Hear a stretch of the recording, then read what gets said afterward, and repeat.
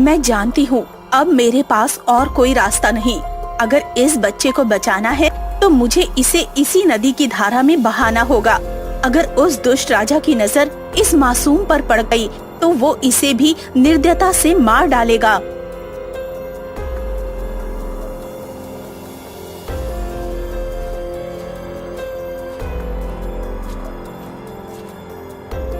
महाराज, वो रही महारानी सामने। मैं अभी उसे पकड़ता हूँ, इससे पहले कि वो हमारी आंखों से ओझल हो जाए।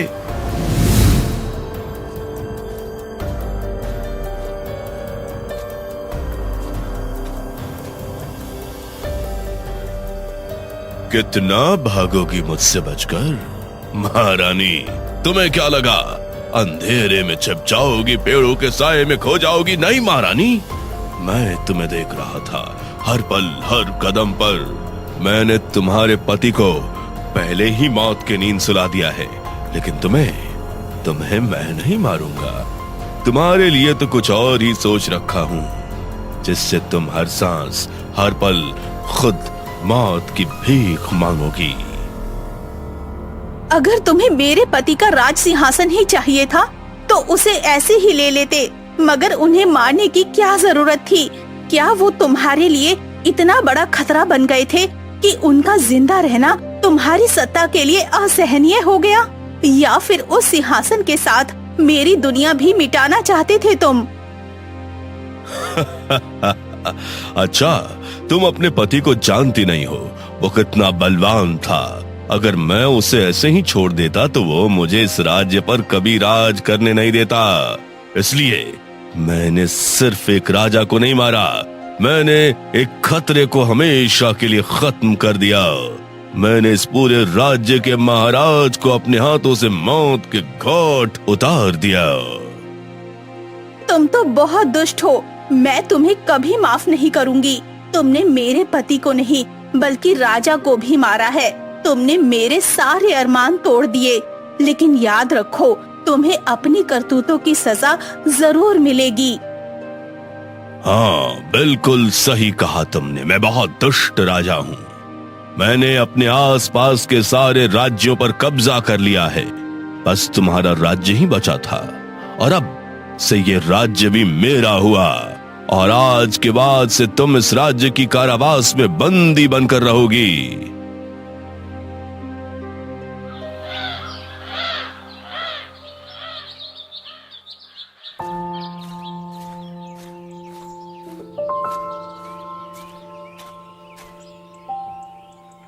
अरे, ये बच्चा किसका है? या तो नदी में बहता हुआ मेरे पास आ गया, परंतु इसे नदी में बहाया किसने होगा? यह तो बहुत जोरों से रो रहा है।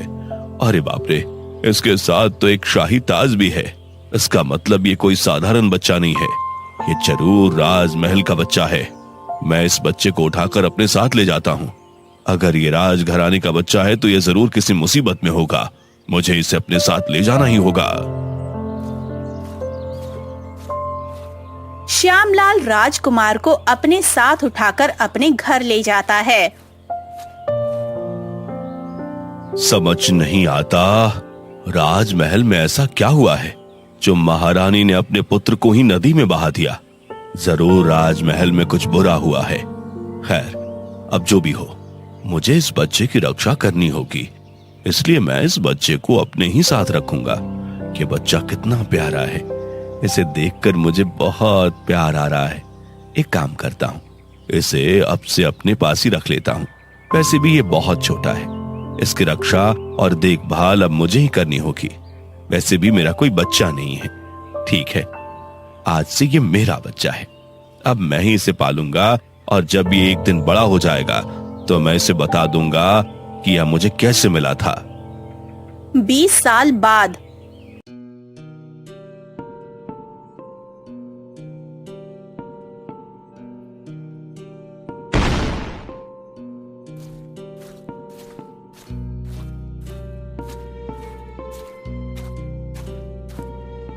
तुम सोते रहो दुष्ट राजा, सोते रहो। तुम्हें थोड़ा परेशान करना तो बनता है। तुम हमारी गरीब प्रजा को बहुत तंग करते हो, इसलिए मुझे उन सब का हिसाब लेने यहाँ आना ही पड़ता है। अब से तुम्हारे सारे सोने के सिक्के मेरे हुए। मैं इन्हें अपने साथ ले जा रहा हूं।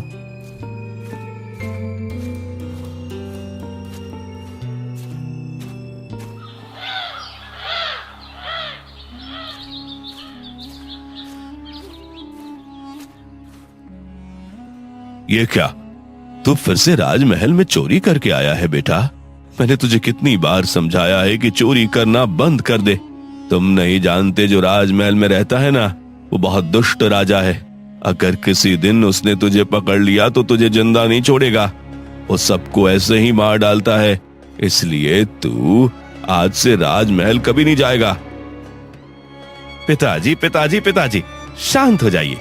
ये बात मैं भी जानता हूं कि वो राजा कितना दुष्ट है और खतरनाक भी, परंतु मैं उस राजा से नहीं डरता। वो हमारी गरीब प्रजा पर बहुत जुल्म करता है। इसलिए चोर के घर पर चोरी करना कोई चोरी नहीं होती। बेटा, मैं तुझे कुछ समझा रहा हूं और तू उल्टा मुझे ही ज्ञान दे रहा है। तू समझता क्यों नहीं? जो तुम कर रहे हो वो खेल नहीं, वो एक आग है जिसमें जो गया वो जलकर कभी वापस नहीं आया। लगता है तू मेरी बात कभी नहीं मानेगा। शायद तब मानेगा जब बहुत देर हो जाएगी। पिताजी, आप चिंता क्यों करते हो? मैं आपकी बात जरूर मानूंगा। जिस दिन वो राजा गरीब पर जुल्म करना बंद कर देगा, मैं भी राजमहल में चोरी करना हमेशा के लिए बंद कर दूंगा। वो राजा जो पिछले 20 साल से नहीं सुधरा, उसने हमारे महाराज को मारकर उनके राज्य पर कब्जा कर लिया। अब क्या वो सुधरेगा? इसका मतलब यह है कि तू कभी भी राजमहल में चोरी करना बंद नहीं करेगा। आप सही समझे पिताजी। जब तक वो दुष्ट राजा हमारी गरीब प्रजा को लूटना बंद नहीं करेगा, मैं भी उसे लूटना कभी बंद नहीं करूंगा।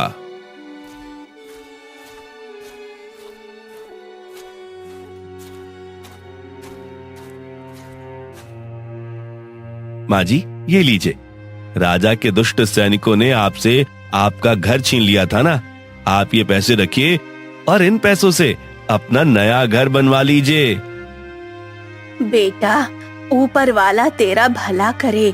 उस दुष्ट ने तो मुझसे मेरा घर ही छीन लिया। अब मैं बेघर हो गई हूँ, परंतु तेरे इन पैसों से मैं अपना नया घर बनवा लूंगी।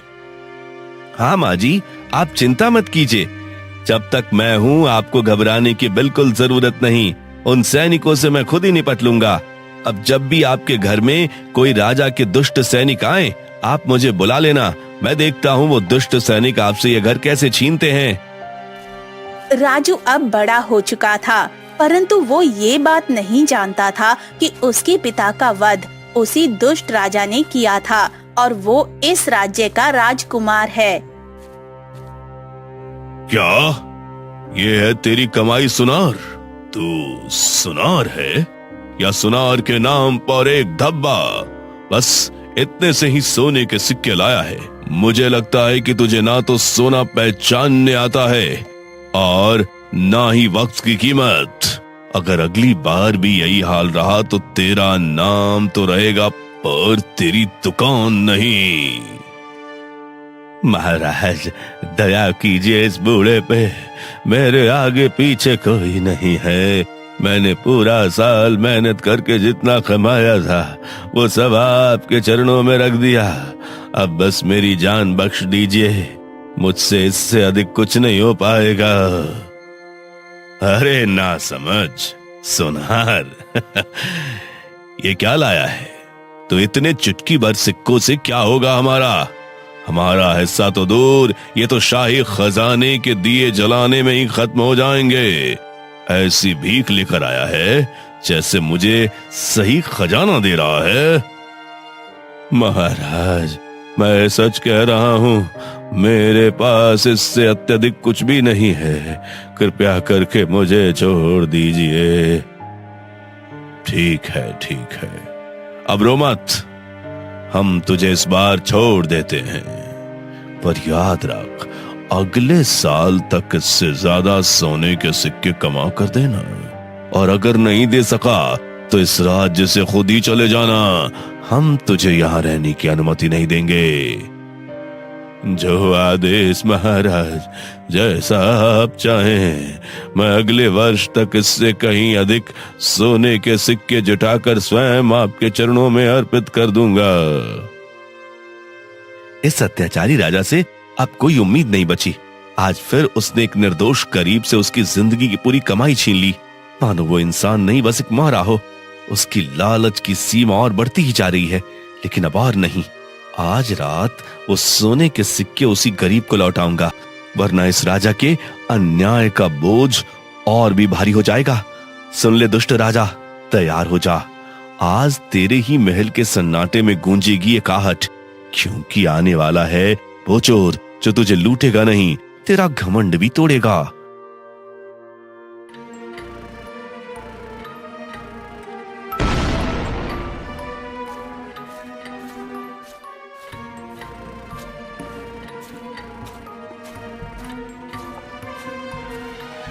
रुको, कौन हो तुम? तुम्हारा हुलिया राजमहल के सैनिकों जैसा नहीं लग रहा। बताओ, यहाँ कैसे आए और क्यों आए हो? अरे ये क्या? आपको देखकर तो लगता है जैसे आप कोई महारानी हो, लेकिन फिर इस अंधेरे कारावास में कैद क्यों हैं? आप कौन हैं? मैं ही इस राज्य की वास्तविक महारानी हूँ। 20 वर्ष पहले इस दुष्ट राजा ने मेरे स्वामी राजा को छल से मार डाला और मुझे इस अंधेरे कारावास में कैद कर दिया। क्या? तो आप इस पूरे राज्य की महारानी हैं और इस राजा ने असली महाराज की हत्या की, वो आपके पति थे? हाँ, तब से मैं यहीं कैद हूँ। 20 साल हो गए इस अंधेरे कारावास में। हर दिन बीतता गया, पर आजादी की उम्मीद धीरे धीरे खत्म होती चली गई। अब तो बस यही सोचती हूँ कि मेरी जिंदगी यही खत्म हो जाएगी। नहीं नहीं महारानी जी, अब उम्मीद फिर से जाग उठी है और अब अन्याय बर्दाश्त नहीं किया जाएगा। आप आजाद होंगी और वो दुष्ट राजा आज अपने किए पापों का अंजाम भुगतेगा। अच्छा ठीक है, जब तुम अंदर आए तो क्या देखा? कितने सैनिक वहाँ तैनात थे? उनकी हिफाजत कैसी थी? क्या उनके बीच कोई कमजोरी या चूक नजर आई? राजमहल के भीतर का माहौल कैसा था? मैंने गौर से देखा तो पता चला कि आज महल लगभग खाली पड़ा है। अधिकांश सैनिक दूसरे राज्य की दावत में गए हुए हैं, इसलिए यहाँ सुरक्षा कमजोर है। राजा वहाँ नहीं गया क्योंकि वो बीमार है, अपने शाही कक्ष में पड़ा हुआ है। अच्छा, तो आज वो दिन आ ही गया है जब हम उसे उसके सारे अपराधों की सजा देंगे। आज उसका अंत निश्चित है। अब कोई उसे बचा नहीं सकता। हाँ, और थोड़े बहुत सैनिक बचे हैं, उन्हें मैं अकेले ही देख लूंगा। मुझे इसे देखकर मेरे दिल में एक अजीब सी हलचल हो रही है, जैसे कि मेरे खोए हुए बेटे यही हो। इसके चेहरे पर वही मजबूती है, वही मुस्कान है जो मैंने कभी अपने बेटे में देखी थी, और मेरी उम्मीदें फिर से जाग उठी हैं। शायद यही मेरा बेटा हो। खैर, छोड़ो इस बात को। इसके भीतर वही जज्बा है जो हमारे राज्य और प्रजा को फिर से बचा सकता है। महारानी जी, आप किस सोच में डूब गई? ऐसा लगता है कि किस्मत भी यही चाहती है कि हम दोनों मिलकर सत्याचारी राजा का अंत करें।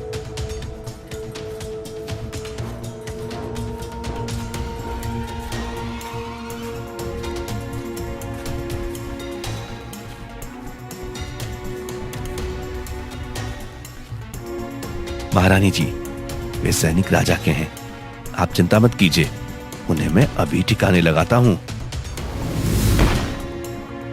राजा गहरी नींद में होता है। राजू और महारानी उसके सामने खड़े हो जाते हैं। उठ जाओ दुष्ट राजा, कब तक सोते रहोगे?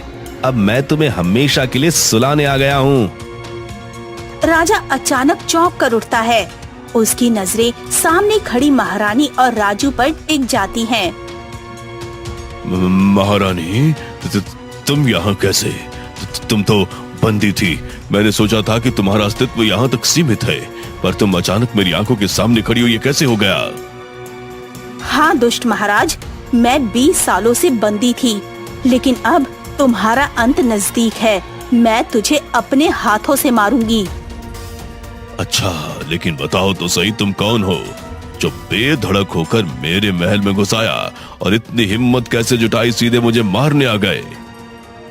मेरा नाम राजू है और तुम मुझे अपनी मौत मान सकते हो। आज ना तुम्हारे सैनिक है ना तेरा मंत्री, आज तू सिर्फ एक अपराधी है। सैनिकों, सैनिकों! दुष्ट राजा, तुझे चिल्लाने का कोई फायदा नहीं। तेरे आदेश पर सारे सैनिक बाहर चले गए और जो बचे थे उन्हें मैंने पहले ही खत्म कर दिया। राजू और महारानी राजा को पकड़कर उसी कारावास में बंद कर देते हैं जहां महारानी वर्षों से कैद थी। महारानी, तुम्हारी इतनी हिम्मत, मुझे कारावास में बंद कर दिया। मैं एक बार बाहर निकला तो तुम दोनों को जान से मार दूंगा। हाँ हाँ, नहीं दुष्ट राजा, आज तेरी आखिरी रात है इस कारावास में, क्योंकि अब ये कारावास ही तेरा नर्क बनेगा। राजू, आग लगा दो। नहीं नहीं, कृपया ऐसा मत करो महारानी, मैं सच्चे दिल से माफी मांगता हूँ। मुझे मत जलाओ, मैं वादा करता हूँ आगे कभी गलती नहीं करूंगा। मुझ पर दया करो, मैं तुम्हारा एहसान नहीं भूलूंगा। कृपया मुझे छोड़ दो। हाँ, इतनी माफी तब कहाँ थी जब लोग तुमसे माफी मांगते थे और तुम उन पर अत्याचार करते थे। लेकिन अब महाराज, न्याय का समय आ गया है, तुम्हें अपने लिए सजा जरूर मिलेगी। राजू मशाल से कारावास में आग लगा देता है। राजा की चीखें गूंजती हैं। बचाओ, बचाओ, मुझे माफ कर दो। अगली सुबह पूरा राज्य इकट्ठा हो जाता है और राजू का पिता महारानी को सारी बातें बता देता है। ये राजू ही मेरा पुत्र है, वही राजू जिसे जन्म के बाद मुझसे छीन लिया गया था। आज मैं उसे इस राज्य का नया महाराज घोषित करती हूँ। जय हो महाराज राजू की, जय हो न्याय की। और इस प्रकार अन्याय को उसका न्याय मिला, सच्चाई की विजय हुई। राजू बना एक ऐसा सम्राट जो समझता था कि राजा होना केवल सिंहासन तक पहुंचने का नाम नहीं, बल्कि एक बड़ी जिम्मेदारी निभाने का अधिकार है।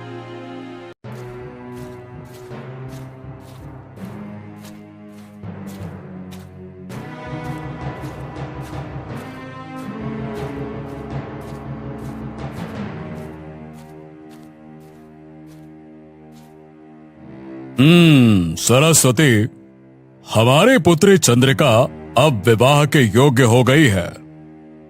आप बिल्कुल सही कहते हैं। उसकी सुंदरता के चर्चे आसपास के राज्यों तक फैले हुए हैं। सरस्वती, हम अपनी पुत्री चंद्रिका की शादी एक सुंदर और वीर राजकुमार से करेंगे, और इतनी धूमधाम से करेंगे कि हमारी पुत्री के विवाह के समारोह को आने वाली नस्लें याद रखेंगी।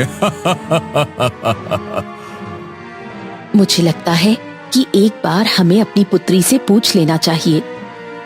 हाँ? तुम कहना क्या चाहती हो? यही कि आखिर हमारी पुत्री राजकुमारी चंद्रिका किस राज्य में किस राजा से शादी करना चाहती है। तुम सही कह रही हो। हम अभी और इसी वक्त चंद्रिका से बात करते हैं। रुको। इतना बोलकर राजा वीरेंद्र चंद्रिका के कक्ष में चला गया और चंद्रिका की ओर देखकर बोला, हाँ तो बेटे चंद्रिका, देखो अब तुम विवाह के योग्य हो गई हो। अगर तुम्हारे मन में कोई राजकुमार बसा हो तो तुम हमें बेझिझक बता सकती हो। अपने पिता की बात सुनकर राजकुमारी चंद्रिका शर्माती हुई बोली, पिताजी, आप जिससे मेरा विवाह तय करेंगे मैं उसी के साथ विवाह करूंगी, परंतु मेरी एक शर्त है।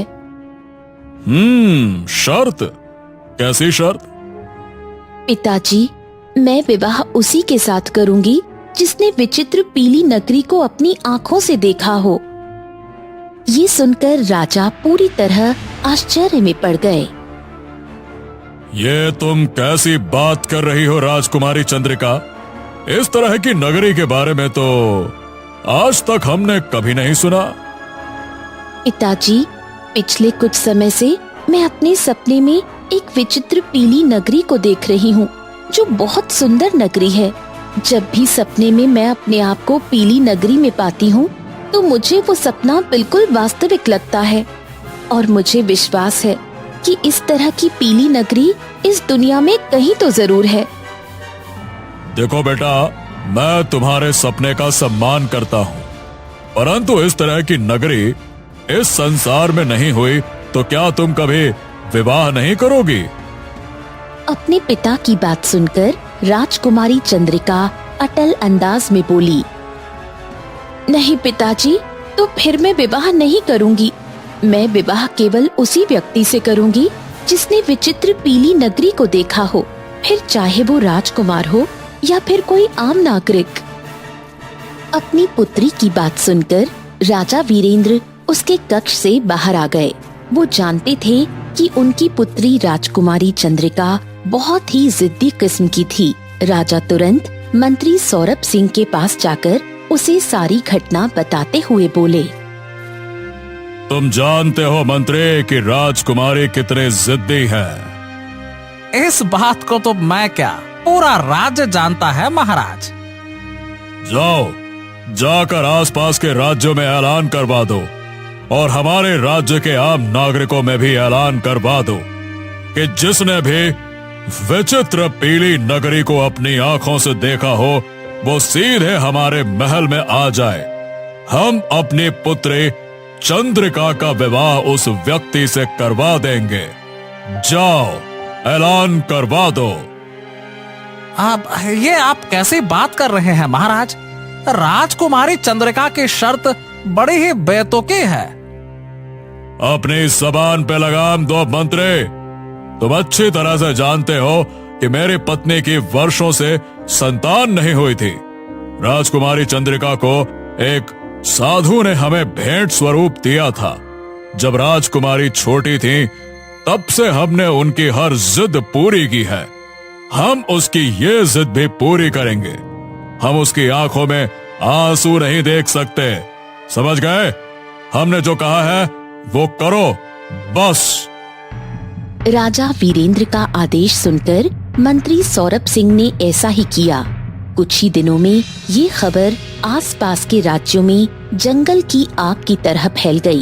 मगर सभी राजकुमारों ने विचित्र पीली नगरी के नाम से अपने हाथ खड़े कर लिए, क्योंकि उन सब ने उस नगरी को देखना तो बहुत दूर की बात है, उस नगरी का कभी नाम तक नहीं सुना था। राजा वीरेंद्र के राज्य में ये चर्चा जोरों शोरों पर थी। विष्णुगढ़ राज्य में ही रोहन नाम का एक सुंदर नौजवान व्यापारी रहा करता था। रोहन दूसरे राज्य से अपने घर आया ही था कि तभी उसकी माँ मिताली उससे बोली, पहले तो तू व्यापार के सिलसिले में जब राज्य से बाहर जाता था तो कुछ दिनों में लौट आता था, लेकिन अब तो तुझे लौटने में महीने का समय लग जाता है। हाँ माँ, व्यापार धीरे धीरे आगे बढ़ता जा रहा है और मैं चाहता हूँ कि अपने पिता के व्यापार को अपने देश के अलावा अगले देश में भी स्थापित करूँ। हाँ, तेरे पिताजी भी बिल्कुल तेरी तरह थे। अच्छा, ये सब बातें छोड़, देख मुझसे बुढ़ापे में घर का काम नहीं होता। अरे आप चिंता क्यों करती हो माँ, मैं घर पर नौकरानी रख लेता हूँ। हाँ।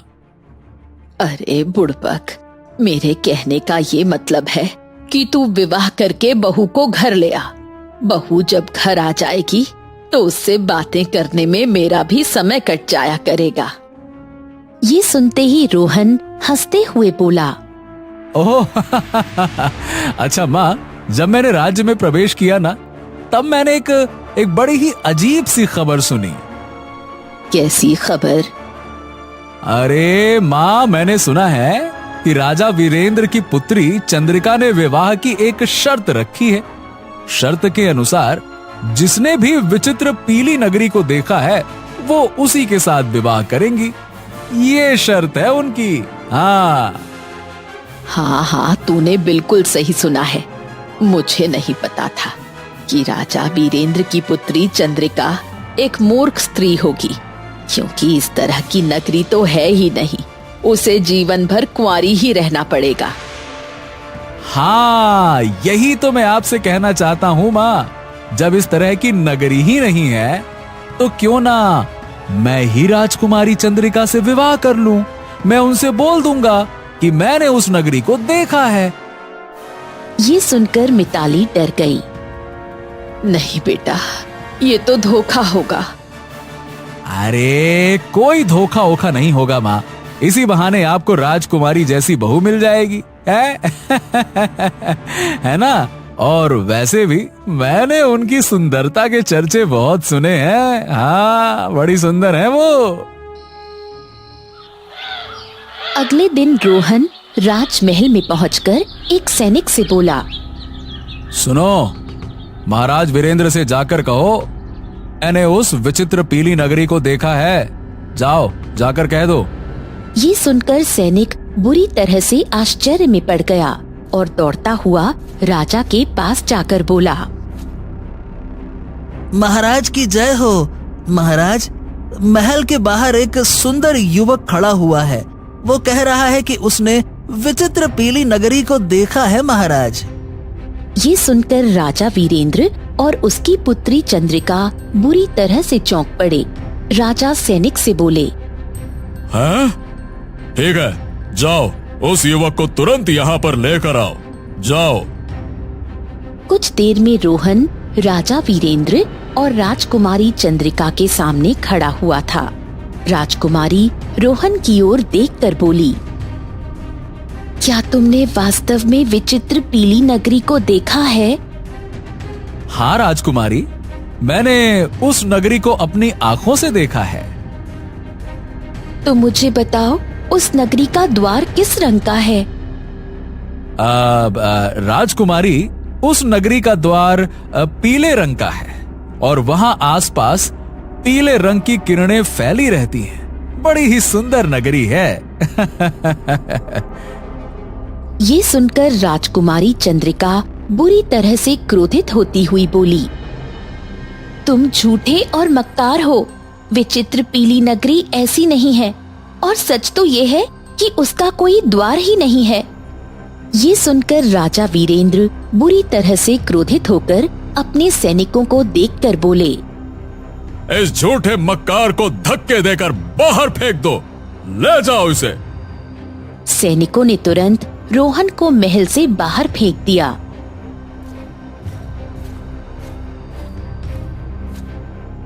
अरे बाप रे बाप, आज तो मेरा बहुत ज्यादा अपमान हो गया। अगर माँ को पता लग गया तो वो मेरे बारे में क्या सोचेंगी? उसका लाडला बेटा ऐसे धक्के खाकर महल से बाहर निकाल दिया गया। अरे रे रे रे रे, नहीं नहीं नहीं नहीं नहीं नहीं। और अगर ये बात किसी और को पता चल गई तो फिर तो राज्य के लोग मेरा मजाक उड़ाएंगे। हाँ, अब तो बात मेरे आत्मसम्मान की है।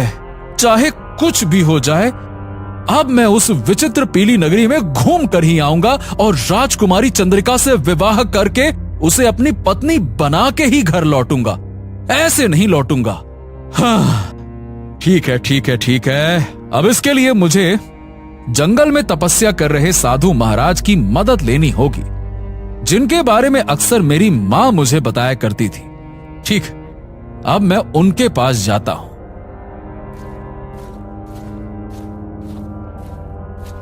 इतना बोलकर रोहन अपने घोड़े पर बैठकर घने जंगल की ओर निकल पड़ा। वो काफी देर तक अपने घोड़े को घने जंगल के अंदर बढ़ाता रहा। जब रोहन थक गया तो अपना घोड़ा रोककर अपने आप से बोला, हाँ, आखिरकार ये साधु महाराज कहाँ हैं? वो नजर क्यों नहीं आ रहे? तभी रोहन की नजर एक घने वृक्ष के नीचे पड़ी। वृक्ष के नीचे एक साधु बैठे हुए थे। रोहन तुरंत साधु महाराज की ओर चल पड़ा। साधु रोहन की ओर देखकर बोला, देखने में तो तुम एक व्यापारी लगते हो। तुम्हारे जैसे व्यापारी का भला इस जंगल में क्या काम? रोहन सारी घटना बताते हुए साधु से बोला, साधु महाराज, मुझे बस विचित्र पीली नगरी का पता लगाना है। आप मेरी सहायता कीजिए। किसी भी तरह से बस मुझे बताइए कि ये विचित्र नगरी है कहाँ। रोहन की बात सुनकर साधु पूरी तरह से चौंकता हुआ बोला, इस जंगल के अंदर एक मायावी जंगल है कहते हैं कि उस जंगल में मायावी प्राणी रहते हैं जो इंसानों की आवाज में बात करते हैं। उस जंगल में साधु का वास है। अगर कोई उस नगरी का पता बता सकता है तो वो केवल वही साधु महाराज बता सकते हैं। लेकिन मैं तुम्हें एक बात बता दूं, उस मायावी जंगल में आज तक कोई भी गया है तो वो जीवित बचकर वापस नहीं आया। हाँ, अब बात मेरे आत्मसम्मान की है साधु महाराज। मैं अपने आत्मसम्मान के लिए कोई भी खतरा मोल लेने को तैयार हूं। अगर मुझे पीली नगरी का पता उस मायावी जंगल में पता लगता है तो ठीक है, मैं अपनी जान जोखिम में डालकर वहां जाऊंगा। आपका बहुत बहुत धन्यवाद साधु जी, अब मैं जा रहा हूं। इतना बोलकर रोहन अपने घोड़े पर बैठकर मायावी जंगल की ओर चल दिया। रोहन शाम तक अपना घोड़ा दौड़ाता रहा। जब उसका घोड़ा थककर चूर हो गया, रोहन ने अपना घोड़ा एक पेड़ के नीचे खड़ा कर दिया। तभी उसकी नजर एक सुंदर हथनी पर पड़ी। रोहन ने देखा एक लंबा सांप हथनी को डसने के लिए बैठा हुआ था। रोहन को न जाने क्यों उस हथनी को देखकर बड़ा ही तरस आ गया। रोहन ने तुरंत अपनी तलवार निकाल ली। रोहन सांप के ऊपर वार करने ही वाला था कि तभी वो सांप रोहन की ओर देखकर इंसानी आवाज में बोला, तुम मुझे मार नहीं सकते। अगर तुम मुझे मारोगे तो खुद जीवित नहीं बचोगे। सांप के मुंह से इंसानी आवाज सुनकर रोहन बुरी तरह से चौंक पड़ा। हैं? तुम तो सांप हो और सांप इंसानों की आवाज में तो बात नहीं कर सकते। ये क्या चक्कर है? तुम मायावी जंगल के अंदर हो, समझ गए? रोहन अपने मन में बोला, ओ, समझ गया। इसका मतलब साधु महाराज ने सही कहा था। इतना बोलकर रोहन ने सांप से बोला, देखो, इस हथनी को छोड़ दो। नहीं नहीं नहीं, मैं इसे नहीं छोड़ सकता। और अगर तुम चाहते हो कि मैं इसे छोड़ूं तो केवल एक शर्त पर ही छोड़ सकता हूँ। शर्त? कैसी शर्त? इसके बदले में मैं तुम्हें डसूंगा। अब फैसला तुम्हारे हाथों में है। सांप की बात सुनकर रोहन गहरी सोच में डूबते हुए बोला, माँ कहती है, मनुष्य का जीवन अगर किसी प्राणी या किसी मनुष्य के काम आ जाए तो ये उसके लिए बहुत बड़ी बात है। ठीक, मुझे मंजूर है। रोहन ने इतना कहा ही था कि तभी रंग बिरंगी किरणों के साथ वो सांप एक साधु में परिवर्तित हो गया। ये देखकर रोहन आश्चर्यचकित हो गया। साधु रोहन की ओर देखकर बोला, न जाने कितने मनुष्य यहाँ पर आए और इस परीक्षा में कभी सफल नहीं हो पाए और मौत की गोद में समा गए। तुम पहले मनुष्य हो, हाँ, जो इस परीक्षा में पास हुए हो। बोलो युवक, यहाँ पर क्यों आए हो? रोहन साधु महाराज को सारी घटना बताते हुए बोला, महाराज, मुझे उस विचित्र पीली नगरी का पता जानना है। साधु रहस्यमयी अंदाज में रोहन की ओर देखते हुए बोला, ये मायावी जंगल है। तुम इस जंगल के अंदर जाओ, तुम अपनी सही जगह पर पहुंच जाओगे। परंतु एक बात याद रखना, अपने कदम बहुत संभाल के रखना। यहाँ की जमीन कब नदी बन जाए और कब नदी जमीन बन जाए, कुछ भी पता नहीं होता। पर हाँ, तुम्हें यहाँ से अपना सफर पैदल ही तय करना पड़ेगा। तुम्हारा घोड़ा इससे आगे नहीं जा पाएगा। हाँ, मेरा आशीर्वाद तुम्हारे साथ है। तथास्तु। रोहन साधु का आशीर्वाद लेकर पैदल ही यात्रा की ओर चल पड़ा। रोहन जंगल में चल ही रहा था कि अचानक वो डूबने लगा। रोहन बुरी तरह घबराते हुए अपने आप से बोला, हाँ हाँ, अरे अरे ये क्या कहोगे? ये क्या हो रहा है? मैं कैसे डूब सकता हूँ? हाँ, ये क्या हो रहा है? रोहन ने अपनी नजर जैसे ही जमीन पर दौड़ाई तो उसने देखा कि वो एक नदी के ऊपर था। रोहन उस नदी से बाहर निकलने के लिए अपने पैर हिलाने लगा, मगर नदी का पानी रोहन को पूरी शक्ति से नीचे की ओर खींच ले जा रहा था। रोहन नदी के अंदर बेहोश हो गया। अगले ही पल रोहन की आंख खुली तो अपने आप को एक बहुत ही सुंदर राज्य में पाया, जहाँ पर 2 सैनिक खड़े थे, जिनके शरीर इंसानों के थे पर चेहरा शेर का था। उनमें से एक सैनिक रोहन की ओर देखकर बोला, तुम तो कोई मनुष्य हो, तुम हमारी विचित्र पीली नगरी में कैसे आ गए? चलो, तुम हमारे साथ महाराज के पास चलो, चलो। वो दोनों सैनिक रोहन को पकड़कर एक महल के अंदर ले गए।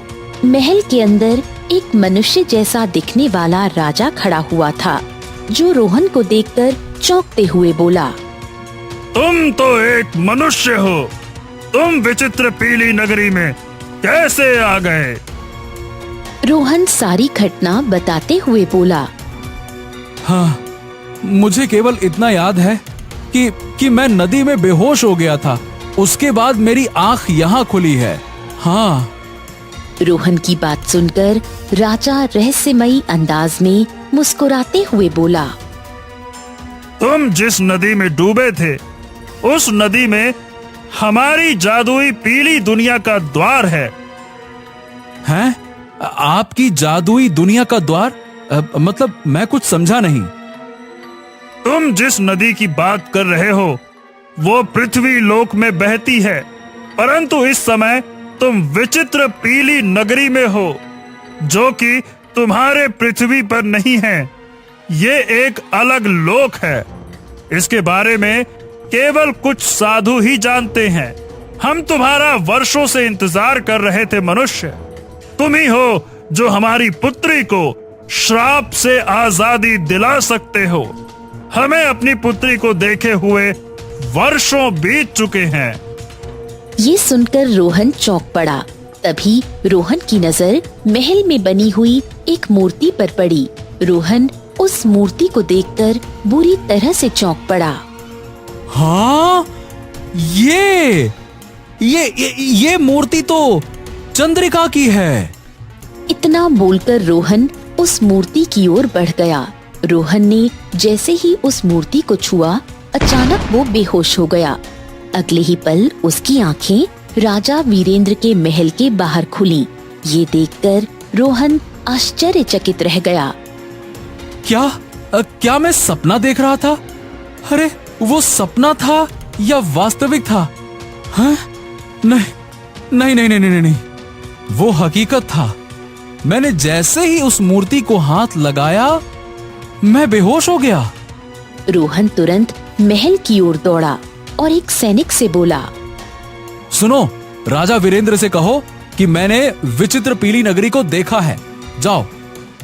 कुछ देर बाद रोहन राजा वीरेंद्र और राजकुमारी चंद्रिका के सामने खड़ा हुआ था। ओहो, तो तुम वही हो जिसे हमने धक्के मारकर महल से बाहर निकाल दिया था। फिर से यहाँ आ गए क्या? इस बार हम तुम्हें कारावास में डाल देंगे। लगता है तुम फिर झूठ बोलकर मुझसे विवाह करने के विचार से आए हो। नहीं राजकुमारी, पहली बार मैंने सच में झूठ बोला था, परंतु इस बार मैं बिल्कुल सत्य कह रहा हूँ। मैंने विचित्र पीली नगरी को देखा है, यहाँ तक कि मैं वहाँ से होकर आया हूँ। तो फिर बताओ, वो कैसी दिखती है? राजकुमारी चंद्रिका, विचित्र पीली नगरी का राजा बिल्कुल इंसानों की तरह है, परंतु वहां के वासी आधे जानवर और आधे मनुष्यों की तरह हैं। ये सुनकर राजकुमारी चंद्रिका बुरी तरह से चौंक पड़ी और अपने पिता की ओर देखकर बोली, पिताजी, जिस सच को आपने वर्षों से मुझसे छिपाया, मैं उस सच को जान गई हूँ। मैं जानती हूँ कि मैं आपकी पुत्री नहीं हूँ। परंतु आप ये नहीं जानते कि मैं विष्णुगढ़ की राजकुमारी नहीं बल्कि विचित्र पीली नगरी की राजकुमारी हूँ। पिताजी, ये बिल्कुल सही कह रहा है। समय आ गया है पिताजी मेरा विचित्र नगरी जाने का। हाँ, ये तुम क्या कह रही हो राजकुमारी? राजकुमारी चंद्रिका ने इतना कहा ही था कि तभी वहाँ एक साधु प्रकट हो गया, और ये साधु वही था जिसने राजा वीरेंद्र को राजकुमारी चंद्रिका को भेंट किया था। साधु को देखकर राजा बुरी तरह से चौंक पड़ा। साधु रहस्यमयी अंदाज में राजा वीरेंद्र से बोला, तुम्हारी पुत्री सही कह रही है राजन। मैं अभी तक कुछ समझ नहीं पा रहा साधु महाराज। जहां तक जानता हूँ राजकुमारी चंद्रिका कुछ महीनों की थी जब आपने इसे मुझे सौंपा था।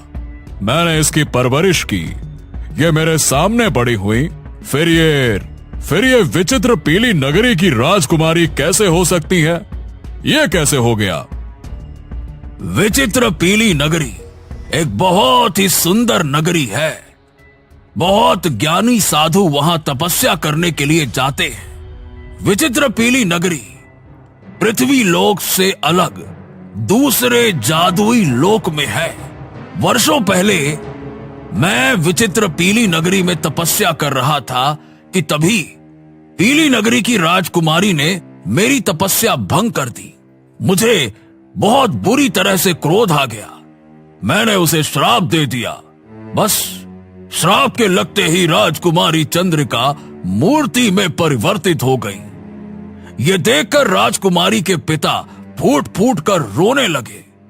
हाँ, मुझे आखिरकार उन पर दया आ गई। तब मैंने उनसे कहा कि उसकी पुत्री राजकुमारी चंद्रिका मनुष्य के रूप में पृथ्वी में गरीब परिवार के यहाँ जन्म लेगी। दुर्भाग्यवश जब राजकुमारी 1 वर्ष की हुई तो इसे जन्म देने वाली स्वर्ग सिधार गई, तो मैंने इसे तुम्हें भेंट में दे दिया।